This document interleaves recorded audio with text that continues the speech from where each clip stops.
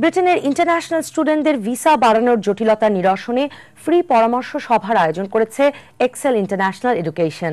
বুধবার ইস্ট লন্ডনের Brady Art সেন্টারে দিনব্যাপী আয়োজিত অনুষ্ঠানে আইনি পরামর্শ প্রদান করেন মিরামার লিগাল সলিসিটর ফার্ম ও Goldfields Solicitor farms.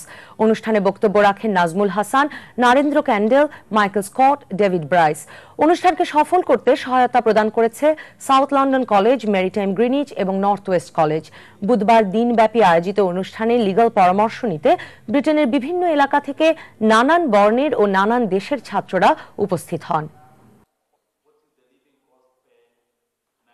Mainly, we are targeting East London for Bangladeshi student, and I mean, in the past we have seen many colleges that suspended in East London, and students had to go through a very difficult time.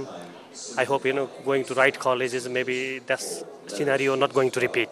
যদি খেয়াল করে দেখেন যে স্টুডেন্টরা কত রকম difficulties face করছে, তার মধ্যে one of the most difficulties যেটা হচ্ছে ভিসা এক্সটেনশন। ভিসা এক্সটেনশনে কী হবে, কারণ এপ্রিলে নতুন রুলস আসছে, আমরা কিন্তু কেউ জানি না যে কি হইতে পারে।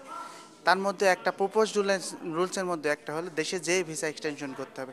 সেক্ষেত্রে অনেক স্টুডেন্ট জানে না যে 4 মান্থ আগেও ভিসা এক্সটেনশন করা যায়, সেটি কিন্তু স্টুডেন্টরা সেই বিষয়টাও জানে না।